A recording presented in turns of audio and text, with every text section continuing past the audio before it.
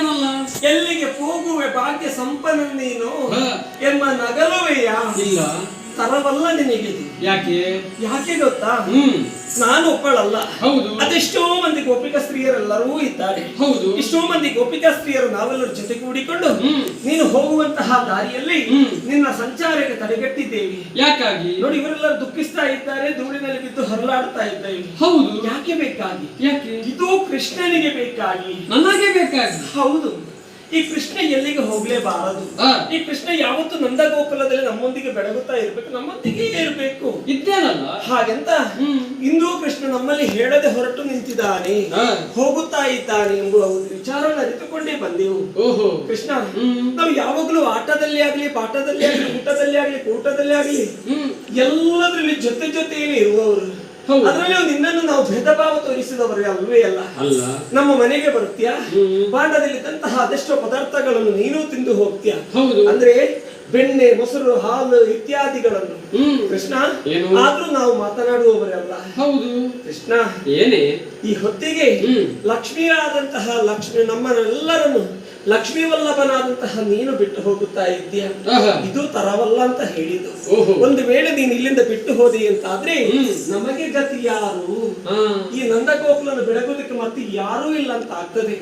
ನಮ್ಮ ಮೇಳಕ್ಕೆ ಪುರುಷನಾಗಿರುವುದು ನೀನು ಒಬ್ಬನೇ.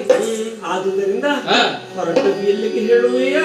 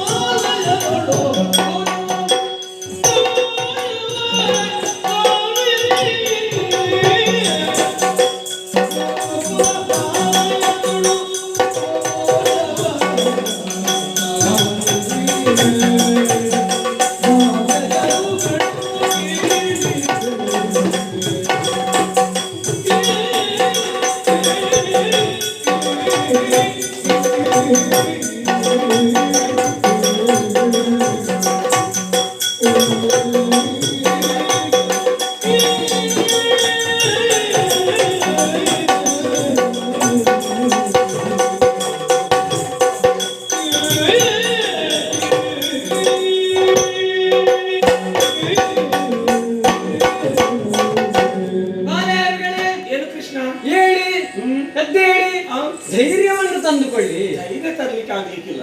ನೀವೀಗ ಕೂಗುವುದು ಯಾಕೆ? ಯಾಕೆ ಕೃಷ್ಣ ಬಿಟ್ಟು ಹೋಗ್ತಾನೆ? ನಿಮ್ಮನ್ನು ಬಿಟ್ಟು ಹೋಗುವುದಿಲ್ವೇ? ಮತ್ತೆ ನಾನು ಹೊರಟಂತಹ ವಿಚಾರ ಏನು ಗೊತ್ತಾ? ಏನು? ನನ್ನ ಮಾವನಾದಂತಹ ಕಂಸನು ಬಿಲ್ಲ ಹಬ್ಬವನ್ನು ಆಚರಿಸುವುದಕ್ಕೆ ಬೇಕಾಗಿ ಮಧುರೆಗೆ ಕರೆದಿದ್ದಾರೆ. ಹಾಗಿದ್ರೆ ನಮ್ಮಲ್ಲಿ ಹೇಳಿ ಹೋಗಬಹುದಲ್ವಾ? ಗೊತ್ತಾಯ್ತು. ಏನು? ನಮ್ಮಲ್ಲಿ ಹೇಳಿ ಹೋಗುವಾಗ ನಾವು ಜೊತೆಯಲ್ಲಿ ಹೊರಟು ಬರ್ತೇವೆ. ಹಾಗೆ ಬೇಕಾಗಿ ಅಲ್ಲ ನೀನು ಹೇಳದೆ ಹೋಗುದು. ಹಾಗಲ್ಲ, ಮತ್ತೆ ಅವಸರದ ಓಲೆ. ಇಷ್ಟೋ ಮಂದಿಯನ್ನು ಅಲ್ಲಿ ಸುಧಾರಿಸಿದ್ದಕ್ಕೆ ಕಷ್ಟ ಎಂಬುದಾಗ್ಯ? ಹಾಗಲ್ವೇ? ಮತ್ತೆ ಓಲೆಯನ್ನು ನೋಡಿದಾಗ ಅರೆಕ್ಷಣ ಅಲ್ಲಿದ್ದಂತಹ ನಾನು ಇಲ್ಲಿಗೆ ಓಡೋಡಿಕೊಂಡು ಬಂದೆ. ಅಲ್ಲ, ಅವಸರದಲ್ಲಿ ಓಲೆ ಇದ್ರೆ ಏನಾಗ್ತದೆ? ನಾವು ಇರುವುದು ನಂದಗೋಕುಲದಲ್ಲಿ ಅಲ್ವಾ? ಒಮ್ಮೆ ಎಲ್ಲರಿಗೂ ತಿಳಿಸಿದ್ರೆ ಆಯ್ತು, ಎಲ್ಲರೂ ಹೊರಟು ಬರ್ತಾರೆ. ಮತ್ತೆ ಆಭರಣ ನಾವು ಹಾಕಿಕೊಂಡು ಬರುವುದೇ ಇಲ್ಲ. ಇದ್ದದನ್ನೆಲ್ಲ ಹಾಕಿಕೊಂಡು ಇದ್ದಲ್ಲಿಗೆ ಬರುವುದೇ. ಹೌದಾ? ಅವಸರದಲ್ಲಿ ಮತ್ತೆ ಹೊಸತನ ಆಗ್ಲಿಕ್ಕಿಲ್ಲ, ಅದರಲ್ಲೇ ಬರುದು. ಅದರಲ್ಲಿ ಬರ್ತೀನಿ. ಈಗ ಹೇಳಿದ್ದೇನಲ್ಲ ಏನು? ಈಗ ಹೊರಟಂತಹ ವಿಚಾರ. ನಾವು ಬರ್ತೀವಿ ಈಗ. ನಿಲ್ಲು, ಸ್ವಲ್ಪ ನಿಲ್ಲು. ಯಾಕೆ? ಈಗ ಬರುವುದಕ್ಕೆ ಹೇಳಿದ್ದು ಯಾರು ಗೊತ್ತಾ? ನನ್ನ ಮಾವನಾದಂತಹ ಕಂಸನು. ಏನಿದೆ ಅಲ್ಲಿ? ಬಿಲ್ಲ ಹಬ್ಬವನ್ನು ಆಚರಿಸುವುದಕ್ಕೆ ಬೇಕಾಗಿ ಕರೆದಿದ್ದಾರೆ. ಜೊತೆಗೆ ರಾಮಕೃಷ್ಣರು ಬರ್ಬೇಕಂತ ಹೇಳಿದ್ದಾರೆ. ನಮ್ಮನ್ನು ಕರೆದುಕೊಂಡು ಹೋಗಲು ಬಂದವ ಯಾರು ಗೊತ್ತಾ? ಅಗೋ ಸ್ವಲ್ಪ ಅಲ್ಲಿ ನೋಡಂತೆ ಯಾರಿದ್ದಾರೆ. ರಥದ ಸಾರಥಿಯಾಗಿ ಬಂದವ ಯಾರು ಗೊತ್ತಾ? ಯಾರು ಇವನು? ಅವನೇ ಅಕ್ರೂರ. ಹೌದು, ಅವನು ನಮ್ಮನ್ನು ಕರೆದುಕೊಂಡು ಹೋಗುವುದಕ್ಕೆ ಬಂದಿದ್ದಾನೆ. ಹೊರಟದ್ದೀಗ ಮಧುರೆಗೆ. ಕಳುಹಿಸಿಕೊಡೆ ನನ್ನನ್ನು. ಕೃಷ್ಣ, ಏನು ಕೃಷ್ಣ ಇದು? ಏನಾಯ್ತು? ಹೇಳದೆ ಹೊರಟವ ನೀನು.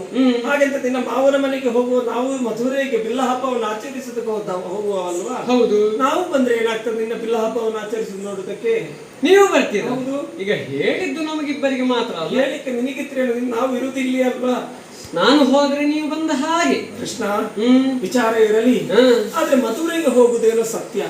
ಮಧುರೆಗೆ ಹೋದ ಬಳಿಕ ನೀನು ಅಲ್ಲಿ ಇರುವುದು ಎಷ್ಟು ದಿನ? ಏನು ಎಷ್ಟು ದಿನ? ಯಾವಾಗ ಬರ್ತೀಯನು? ಹೆಚ್ಚು ದಿನ ಇಲ್ಲ, ಮತ್ತೆ 3 ದಿನ. ಅಂದ್ರೆ ಇವತ್ತು ಹೋಗ್ಲಿಕ್ಕೆ, ನಾಳೆ ಕಾರ್ಯಕ್ರಮ, ನಾಡಿದ್ದು ಬರುವುದು. ಯಾರು ನೀನು? 3 ದಿನದೊಳಗೆ ಹೋಗಿ ಬರ್ತೇನೆ ನಾನು. ಕೃಷ್ಣ, ನಿನ್ನ ಮಾತಿನಲ್ಲಿ ನನಗೆ ನಂಬಿಕೆ ಇಲ್ಲ. ನಂಬಿಕೆ ಇಲ್ಲ. ಯಾಕೆ ಗೊತ್ತಾ? ಯಾಕೆ? ಹೊರಟದು ಮಾವನ ಮನೆಗೆ ಮಧುರೆಗೆ. ಈಗ ಮಧುರೆಯ ಬೆಡಗಿನ ಸ್ತ್ರೀಯರು ನಿನ್ನನ್ನು ಕಂಡರೆ ಹಿಂದಕ್ಕೆ ಬರೋದಕ್ಕೆ ಬಿಡ್ತಾರಾ? ಏನು ಬಿಡುವುದಿಲ್ವಾ?